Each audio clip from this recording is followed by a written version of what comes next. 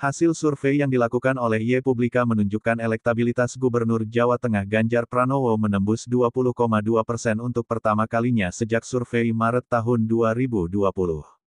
Elektabilitas Ganjar terus melaju hingga berhasil tembus 20,2%, kata Direktur Eksekutif YPublika Rudy Hartono dalam siaran persnya di Jakarta, Rabu.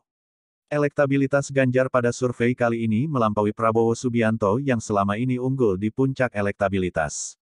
Elektabilitas Prabowo sebesar 16,7% dan dibayangi oleh Ridwan Kamil sebesar 15,9%. Sementara itu, Puan Maharani turun elektabilitasnya di bawah 1%, yaitu 0,7%. Menurut Rudy, hal menarik jika melihat pernyataan elit PDIP lainnya belakangan ini yang terkesan menyindir Ganjar. Ganjar dinilai terlalu berambisi menjadi calon presiden dengan lebih banyak tampil di media sosial dibandingkan bekerja di lapangan. Pada kenyataannya, kata dia, posisi kepala daerah memang cenderung semakin strategis, khususnya sejak pandemi COVID-19 melanda. Tidak hanya Ganjar, tetapi juga Ridwan Kamil dan Anies Baswedan turut melambung elektabilitasnya, yang notabene sama-sama kepala daerah. Selain itu ada pula mantan wali kota Surabaya Tri Risma Harini yang kini menjabat Mensos serta Gubernur Jawa Timur Khofifah Indar Parawansa. Di sisi lain, kata Rudy, Puan yang digadang-gadang sebagai penerus dalam generasi internal PDIP tak pernah beranjak dari posisi papan bawah.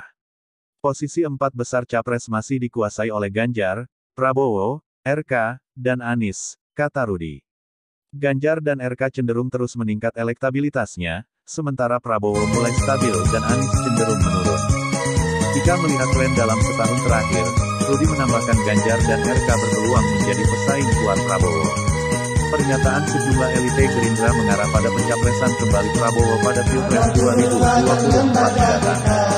Survei YPublika dilakukan pada 1-10 Mei tahun 2021 terhadap 1.200 orang mewakili seluruh provinsi di Indonesia.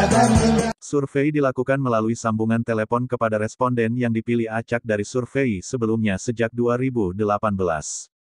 Margin of error tanda kurang lebih 2,89%. Tingkat kepercayaan 95%.